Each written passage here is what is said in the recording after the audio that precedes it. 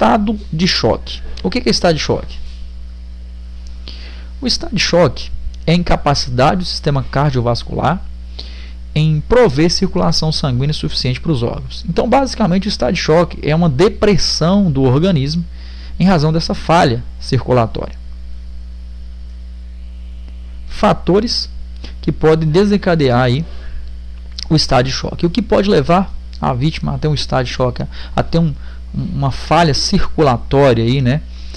Qual seria as causas? Hemorragias, perda de sangue, diminuição do volume sanguíneo, choque elétrico, queimaduras graves, grande perda de plasma aí, envenenamento, ataque cardíaco, a parada cardíaca, a vítima fica em estado de choque. Nós temos a incapacidade do sistema cardiovascular também. Fraturas, principalmente ossos longos, né? A gente tem o fêmur, por exemplo, né? Uma fratura no fêmur ali, acontecendo a perfuração da artéria, a vítima perde uma grande quantidade de sangue em pouco tempo. Infecções, reações alérgicas e demais. Tem muito mais outras causas aí do choque, mas nós vamos focar na questão da hemorragia, porque geralmente são traumas muito comuns em acidente de trânsito e é muito comum da vítima em lesões, né? Principalmente hemorragias ali, ela entrar no estado de choque. Então essa hemorragia aí que a gente está falando dá o nome de choque hipovolêmico, que é a perda excessiva de sangue ali e a vítima entra nesse estado de choque. Então nós vamos focar na questão mais importante, que é o choque hipovolêmico hemorrágico. Sinais apresentados a uma vítima em estado de choque. Então o que você observa aí, né? Olhando a vítima lá, você consegue perceber que ela possa estar entrando em estado de choque, seja ele qual choque for, mas o principal que eu falei para vocês aí, o hipovolêmico. A pele pálida, fria e úmida. Basicamente, é uma característica. O pulso fica fraco e rápido. Chega a ser estranho isso aqui, fraco e rápido, mas é dessa forma. Ele fica difícil de você perceber, pois certamente tem uma quantidade de volume menor de sangue, né, com uma quantidade de volume menor de sangue no organismo, ou os vasos dilatados que não consegue preencher o sangue. E rápido, por que rápido? Porque o pulso fica acelerado, mas fica difícil de você perceber. Então fraco porque você não consegue perceber direito. Acelerado, rápido porque ele fica acelerado. A pressão arterial ela cai, tem a queda da pressão arterial, nós vamos ter uma diminuição do volume sanguíneo também. Lábios cianóticos e pálidos, nós vamos ter a palidez e cianose, né? As pontas dos dedos arroxeadas, o rosto fica pálido, né? As pontas dos dedos, lábio, unha, tudo azulado, né? Cianose e palidez. Náusea e vômitos, calafrios e tremores, respiração irregular e confusão mental em casos mais graves. Então, basicamente, a gente observa que são vários os sinais vitais que são alterados em razão do estado de choque. Por quê? A gente tem aqui todo o sistema circulatório funcionando em perfeita harmonia. Vamos entender que talvez a vítima teve uma hemorragia ali num acidente de trânsito, perdeu uma grande quantidade de sangue, digamos, perdeu aquela nossa reserva que eu falei para vocês anteriormente, e aí o organismo começa a sofrer. Quem comanda todos os nossos sentidos, inclusive os órgãos e tudo, é o cérebro. O cérebro comanda tudo. O cérebro entendeu que tem uma diminuição aí da questão do sangue, do volume de sangue. Ele entende que precisa resolver esse problema, né? Digamos que o cérebro vai tentar resolver esse problema. O que ele vai fazer? Fazer com que o coração bata mais rápido. Para que bater mais rápido? Tentar compensar essa diminuição do volume sanguíneo. Quando o coração bate mais rápido, né, nós temos aí um aumento aí dessa questão dos batimentos cardíacos, a gente já percebe aí a questão do pulso ficando rápido, né? Fraco porque tem pouco volume, rápido porque o coração está batendo mais rápido, porque o próprio cérebro mandou ele bater mais rápido. Só que o cérebro ele precisa de sangue oxigenado. E quem que oxigena aí o sangue? O pulmão. Então automaticamente o cérebro vai mandar o coração bater mais rápido e vai mandar o pulmão trabalhar mais. Então nós vamos ter maiores batimentos cardíacos e consequentemente também maiores movimentos respiratórios. Por isso que a respiração fica irregular. Quando o coração bate mais rápido e aumenta os movimentos respiratórios, aumenta a temperatura corpórea. E o que faz o nosso organismo para poder controlar a temperatura? Se a temperatura do nosso corpo está subindo muito, porque o coração está batendo muito e está tendo muito movimento respiratório. a sudorese. Eu não coloquei aqui, mas também no estado de choque tem a sudorese, que é meio que característica disso aqui. E basicamente nós vamos ter a cianose aí, cianose, né, das mãos, dos pés, a pele ficando pálida, porque em casos mais graves, o cérebro tentou resolver o problema como? Mandando o coração bater mais rápido, por essa falha circulatória, mandou o pulmão trabalhar mais e o corpo esquentou e diminuiu a temperatura. Se resolveu o problema, acabou aí. Mas quando não resolve, talvez a perda de sangue foi muito grande, ou você não conteve a hemorragia da vítima, por exemplo, o que acontece? O cérebro ainda continua sofrendo com isso. Aí o que ele faz? Ele vai tentar reter sangue, oxigênio, nos órgãos nobres. Quais são os órgãos nobres? Cérebro, coração e pulmão. Então, basicamente, vai direcionar o sangue e o oxigênio para esses órgãos. Digamos que esses órgãos são os que são por último a sofrer com essa falha circulatória. Então, por isso que a pele fica pálida, úmida e fria, né? Ela fica com a pele com as pontas dos dedos azulada, roxeada. Por quê? Porque vai limitar sangue nos órgãos nobres. Então a gente vai sofrer ali as pontas dos dedos, o cérebro vai entender que não há necessidade, não tem condições de ficar mandando sangue para os pontos dos dedos, para os lábios, para o rosto, para a língua. Por quê? Porque tem que limitar nos órgãos nobres, porque lesões nesses órgãos, consequentemente o óbito. Por isso que tem a confusão mental em casos mais graves. Tudo que o cérebro tentou fazer não foi suficiente, aí nós vamos ter morte cerebral, problema diretamente ao cérebro, né, com lesões cerebrais aí, por essa falta de oxigenação do cérebro aí. Então, quando a situação piorou mais, nós vamos ter confusão mental também, porque nós vamos entender como o nosso corpo é uma máquina perfeita, que quando ela sofre qualquer problema, né, qualquer dano, ele vai tentar controlar, mas pode ser que se não tiver ajuda de um socorro básico, um socorro avançado, você não souber fazer algo pela vítima ali, só o corpo sozinho tentando resolver o problema, dependendo das lesões, dependendo dos traumas, não seria suficiente. Então vamos entender o que? Os sinais apresentados irregulares, alterações dos sinais vitais do estado de choque são decorrentes do corpo mesmo tentando resolver o problema. Procedimentos. O que eu vou fazer aí para minimizar esses quadros, tentando ajudar ao máximo ali essa vítima quando ela está nesse estado de choque? Afrouxar as roupas da vítima e tirar ventilado. Não quer dizer que resolve diretamente, mas facilita a sua respiração irregular. Fazer com que ventile mais fácil, que facilite ali a respiração da mesma.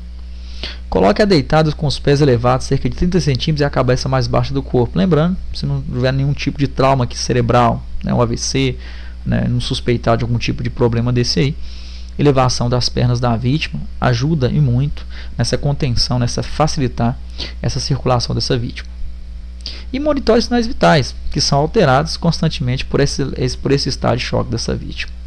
Então, a gente observa aí o que a gente pode fazer. Observe que não é muita coisa, mas já ajuda aí a minimizar um pouco esse quadro que essa vítima já esteja, e aguardando a equipe especializada, né, suporte avançado de vida ali, para resolver esses quadros, essa situação dela aí. Amputação. Amputação de membro. Né? O que a gente pode fazer no caso de amputação, e o que é amputação na verdade? É a separação de um membro ou do restante do corpo. Então, no caso de amputação, a vítima perdeu o dedo. O que vai acontecer? Vai ter hemorragia. Então, a primeira coisa que você observa em amputação não é diretamente um membro da vítima. Você vai preocupar com a contenção da hemorragia. Lembra aí? Se a vítima perder uma grande quantidade de sangue, ela pode entrar no estado de choque. Se não for controlada, ela entra em óbito. Então, a gente preocupa diretamente com a contenção dessa hemorragia. Então, a gente vai fazer o curativo, estancar a hemorragia da vítima da melhor maneira que a gente puder fazer. E agora, a gente tem a questão do membro. Agora, a gente preocupa com o membro. Se está com a hemorragia, o que eu vou fazer com o membro? É interessante embrulhar esse membro numa gaze. Não precisa limpar nem lavar, do jeito que está, você colocar numa gaze. É interessante esterilizada, mas se não, um pano mais limpo você consegue encontrar. Depois coloque em um saco plástico, né, em saco plástico selado com gelo. Como é que seria isso? Eu vou pegar essa parte amputada e colocar numa gaze, colocar em recipiente plástico, né, um plástico, ou um ou dois sacos plásticos ali, e depois eu vou colocar num recipiente com gelo. Esse gelo ajuda digamos, é esperar um pouco mais para fazer a reimplantação. A gente não pode pegar a parte amputada, até questão de prova, né? Menciona muito isso. Eu posso pegar a parte amputada e colocar direto no gelo? Não. Porque pode acontecer de queimar os ligamentos e dificultar ou até impossibilitar a reimplantação do membro. Então, eu vou colocar uma gase, colocar no plástico e colocar no recipiente com gelo. Eu vou resfriar essa área, mas não essa parte amputada não pode ter o contato diretamente com gelo. É resfriar a parte amputada para que consiga esperar um tempo maior até chegar do hospital, até que possa ser feito a reimplantação desse membro. Então, resumindo, quando houver hemorragia, pega a parte amputada, coloca em plástico, depois coloca no recipiente com gelo e encaminha a socorro especializado quanto antes. Quanto antes chegar no hospital, maior vai ser a chance de reimplantação desse membro novamente. Objetos transfixados. Objeto transfixado ao corpo. Basicamente, o que eu posso fazer no caso aí de primeiros socorros?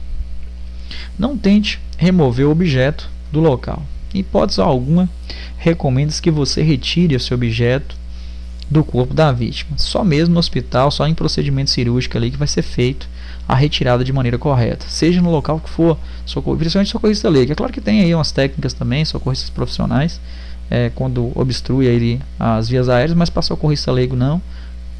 Teve o objeto engravado, o que eu posso fazer? Eu posso fazer um curativo.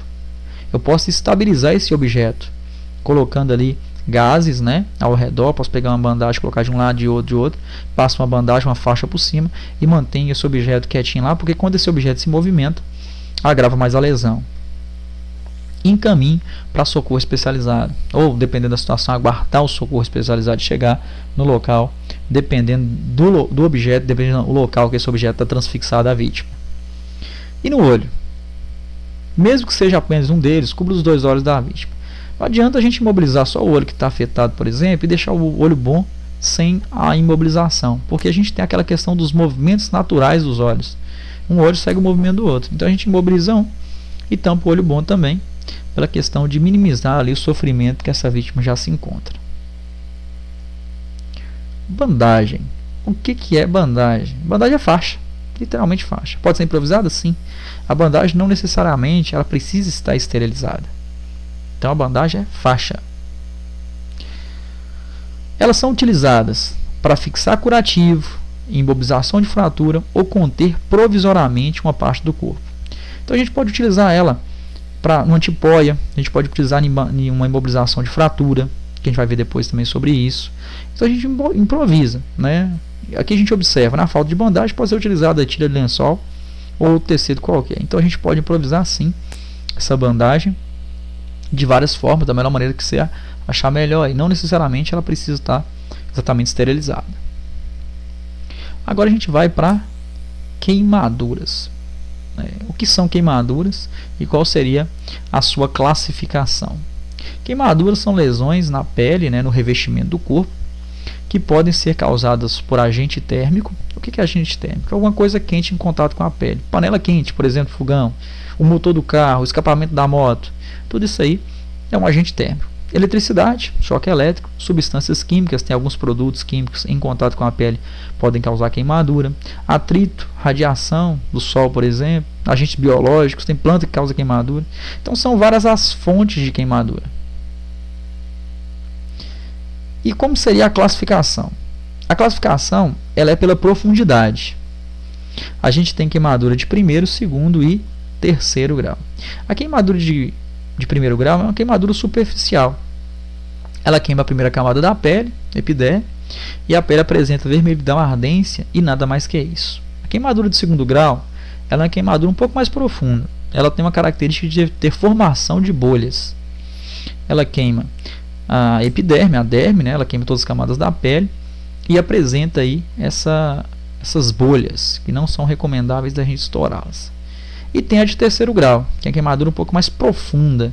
Ela queima todas as camadas da pele, epiderme, derme, ela queima gorduras, músculos e em casos mais graves, ela queima nervos também, que eu não falei, e em casos mais graves chegando até os ossos. Por interferir no sistema nervoso, queimar nervos, a vítima, pelo menos estudiosos da área, indicam pra gente que essa queimadura de terceiro grau, a vítima não sente dor. Chega a ser estranho, mas é por causa da questão do sistema nervoso. Então, a gente tem as 3 classificações e aqui a fonte. Tomar bastante cuidado, principalmente a prova do Detran de Minas Gerais, eles gostam de misturar muito na prova a questão da fonte com a classificação. E aí, dependendo da forma que elabora a questão, traz a dúvida. Então, fonte é o que pode causar a queimadura. E essas queimaduras elétricas, térmicas, o que for, ela pode ser primeiro, segundo, terceiro grau, dependendo da proporção ali do tecido atingido. Qual seria a técnica para com o corpo em chama? Talvez se depara com um acidente, né, e a vítima ali com o corpo em chamas. Qual seria a recomendação? Caso esteja, né, pegando a roupa dela pegando fogo, são duas técnicas bem recomendáveis, principalmente recomendadas pelos profissionais da área.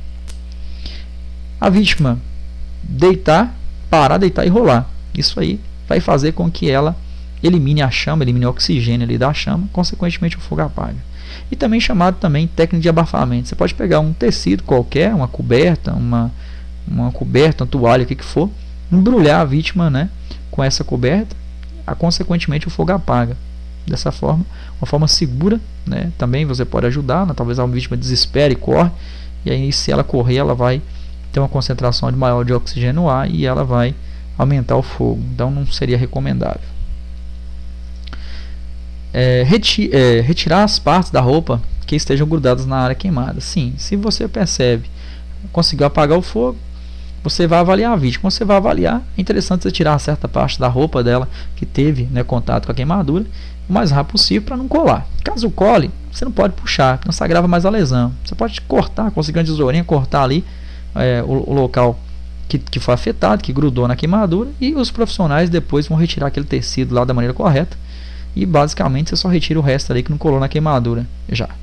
Uma coisa também muito simples, em alguns casos de atendimento, o socorrista leigo ali esquece de fazer, seria retirar materiais que possam apertar em caso de edema, que basicamente o edema é inchaço. Se teve a queimadura, vai ter um inchaço. Pulseira, relógio, anéis, qualquer material, qualquer objeto que esteja junto na queimadura, que você observa que quando aconteceu o edema, aconteceu o inchaço, vai incomodar bastante ali a situação da vítima. Então, recomenda-se que você retire objetos, né, materiais ali que possam apertar em caso de edema.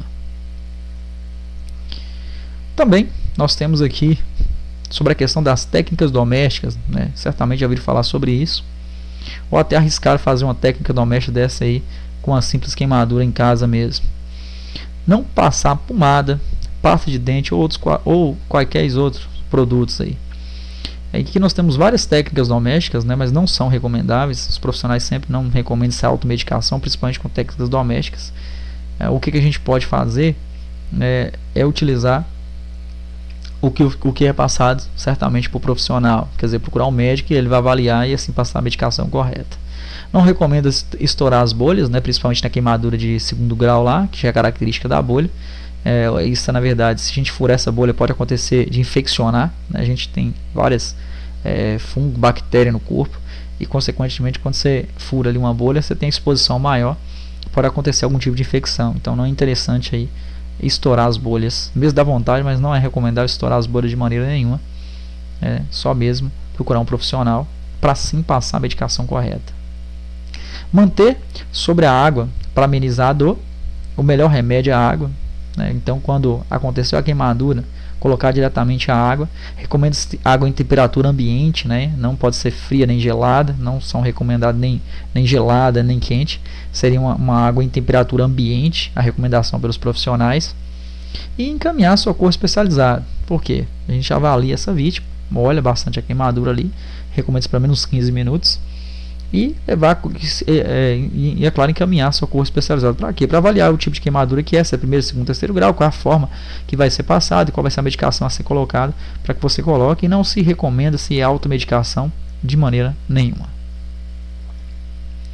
Queimadura nos olhos, mesma coisa. Lavar os olhos, recomenda sair de 15 a 30 minutos aí com soro fisiológico, se não água em temperatura ambiente. Tomar um certo cuidado só se a substância que causou a queimadura, se ela não entra em reação com a água. Se for, é claro que ela tirar, limpar e não colocar água. Qualquer tipo de queimadura, se a substância reage com água, não pode usar água. Tirar com pano seco ali e já está de bom tamanho, procurar um profissional o mais rápido possível. Cubra os dois olhos da vítima com compressa e gás umidificado ou soro fisiológico ou água fria. Então, basicamente, a gente lava bastante, tira a substância lá ou a forma que foi queimada, molha bastante, cubra os 2 olhos e, é claro, encaminhe socorro especializado. Agora a gente tem fraturas. O que são fraturas e qual, claro, será o procedimento adotado em cada caso. Fratura é a quebra de osso. Nós temos vários tipos de fraturas. E fratura oblíqua, cominúdia, espiralada, exposta. Não precisa preocupar com esses nomes, né? Isso aqui é só para quem está na área de saúde, para socorristas leigos aí, né? Quem precisa talvez atuar numa situação aí, não precisa preocupar com esses nomes, não. O que a gente tem que preocupar é saber se a fratura ela é fechada ou se a fratura ela é exposta ou aberta. O que é fratura fechada? O osso quebra, mas não tem a exposição do osso. Na fratura aberta ou exposta, ocorre a quebra do osso, mas aí nós temos a exposição do mesmo. Então preocupem-se o quê? Fratura é fechada, o osso quebrou, mas eu não estou vendo o osso saindo para fora do corpo da vítima. Fratura exposta, eu estou vendo a exposição do osso. Preocupe-se com esses dois nomes. Esses nomes específicos aí, não tem necessidade a gente preocupar muito com isso aí não. Quais são os sintomas de uma fratura? Porque se for fratura exposta, eu já estou vendo. O osso está saindo para fora da pele, está dentro de sangramento. Mas quando é fratura fechada, quais são as características de uma possível fratura? Deformações. O membro pode estar diferente do normal. Inchaço, edema. Em alguns casos aí, o local fica inchado, fica diferente do normal, as proporções ficam diferentes. Contusões e hematomas. A contusão é pancada no músculo. Então, acredito que toda fratura, imagino eu, que vai ter ali um local ali incômodo para a vítima, né, doendo, talvez arroxeado, né, tendo hematomas. Dor no local da fratura. Impotência funcional das extremidades. O que é isso? Impotência funcional. A vítima que tem uma fratura, o osso quebrou, ela pode ter dificuldade de movimentação. O braço dela não consegue movimentar, se a fratura for no braço, na perna. Então isso é impotência funcional, porque teve a quebra do osso e ela não vai conseguir movimentar esse membro aí. Então são características de uma possível fratura, para que você consiga ali conseguir diagnosticar ali se essa vítima tem ali uma fratura. A fratura fechada, qual deverá ser as técnicas de primeiro socorro? O que eu faço com a vítima que teve uma fratura fechada, né? Teve a quebra do osso, mas não teve a exposição dela? Imobilizar a região, prendendo em 4 pontos. A gente tem que conseguir uma tala. Essa tala pode ser improvisada, né? Não precisa exatamente ser uma tala de uso profissional, que é uma tala que eles usam, que é aramada, ela é moldada, né? Uma tala específica para isso. A gente pode conseguir ali papelão, posso conseguir pedaço de madeira, então dá para a gente improvisar ali uma tala. Coloca a tala de um lado, no caso aqui no membro inferior, na perna da vítima, a gente coloca uma tala de um lado e de outro e amarra. Amarra com o quê? Com bandagens. Bandagens nós vimos anteriormente que pode ser improvisado. Posso pegar uma blusa, por exemplo, rasgar um pedaço de pano ali e começar a amarrar no membro da vítima. Recomenda-se que você amarre em pelo menos 4 pontos. Acima e abaixo da fratura, acima e abaixo das articulações. É interessante que você imobilize o máximo possível da membro. Então, o máximo de articulação que você conseguir pegar ali, seria melhor, para que fique mais fácil, fique mais imóvel, digamos assim, e minimize o sofrimento que essa vítima já tenha. Também você pode amarrar, se essa perna estiver bom, não tiver fratura nenhuma, amarrar as duas juntas também. Dessa forma aí. É claro que quando for fazer a imobilização, tentar minimizar ao máximo o movimento com a vítima, porque certamente ela vai estar incomodando bastante, uma dor intensa. A fratura exposta é quase a mesma coisa. O problema é porque a gente vai ter também a hemorragia, porque se teve a exposição do osso, vai ter a perda de sangue. Então a primeira coisa que eu faço, contém a hemorragia, um tecido em cima do corte lá, sem fazer pressão direta no local, um gás por cima de gás ali até estancar a hemorragia, passa uma bandagem também ali em cima, passando com bastante cuidado ali para fixar o curativo.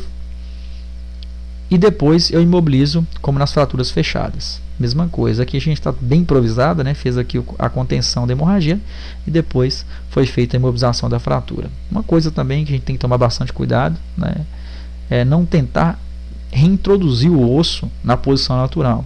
Não tente recolocar o osso ao membro lesionado na posição natural. A ordem é só imobilizar tão natural quanto possível, até a chegada do socorro profissional ali, para fazer os procedimentos mais adequados.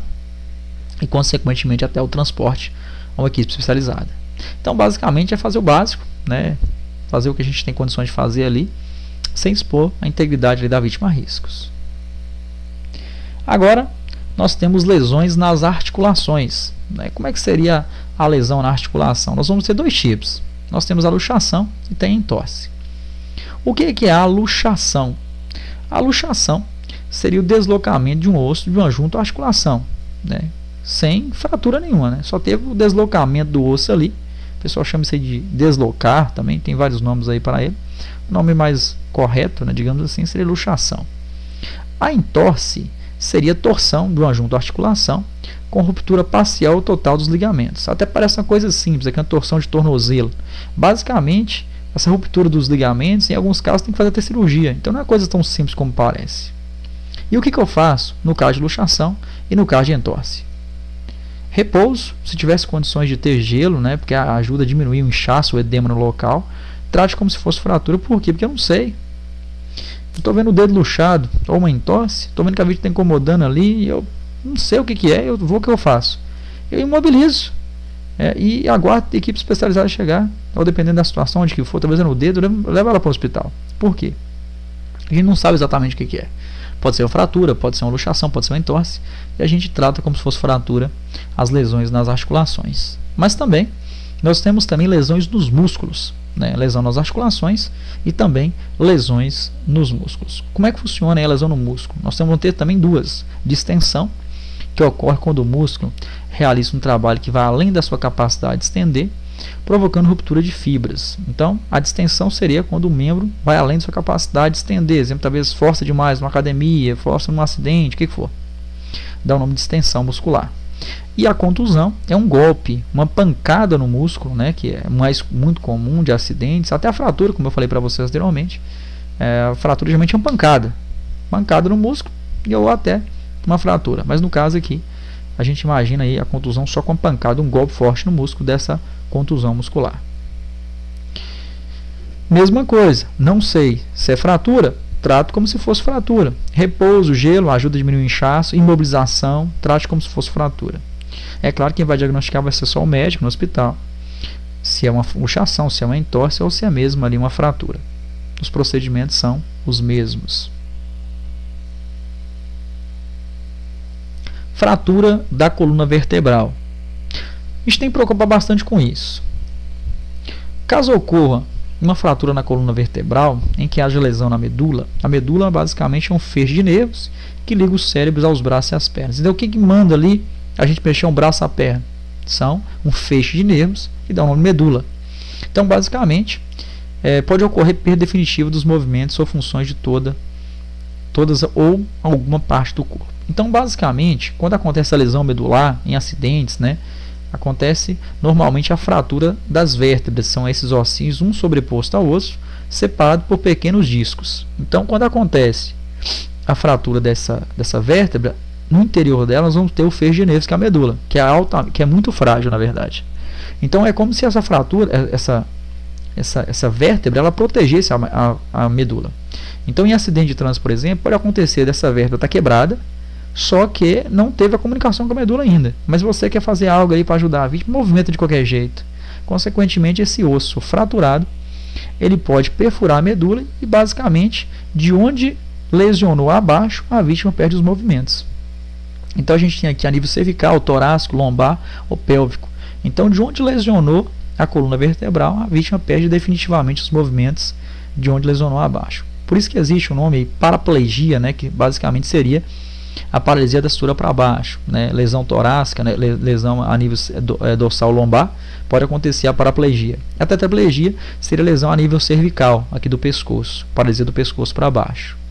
As recomendações: nunca remova a vítima com suspeita de lesão na coluna, nunca remova a vítima antes de imobilizá-la. Então, basicamente, a movimentação, que é muito característica de acidente, que a gente deve limitar-se muito aí no atendimento por isso, porque pode acontecer dessa vítima estar com algumas lesões aí, principalmente lesão na coluna, a gente talvez quer ajudar, né, mas certamente pode complicar um pouco mais o quadro dela.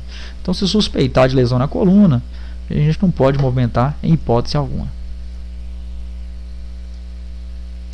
Imobilização das extremidades, que são os braços, as pernas, né? Sua finalidade é imobilizar a fratura. Qualquer material rígido pode servir como tala. Então a gente pode improvisar ali as talas com vareta de metal, vareta de madeira ou metal, pode improvisar com estaca, tábua para fazer uma prancha, por exemplo, para fazer um transporte, papelão, pode utilizar revistas, jornal grosso dobrado. Então as improvisações para as imobilizações das extremidades, dos braços ou das pernas, pode improvisar. Então nesse caso a gente pode improvisar aí para o que você encontrar. Encontrou lá um pedacinho de madeira, papelão, você improvisa aí. Desmaio ou síncope. Nós vamos finalizar a videoaula agora. Na próxima videoaula, no próximo vídeo, nós vamos dar continuidade aí, vendo o que é desmaio, quais seriam os procedimentos de primeiros socorros e os outros conteúdos aí decorrentes de noção básica aí de primeiros socorros.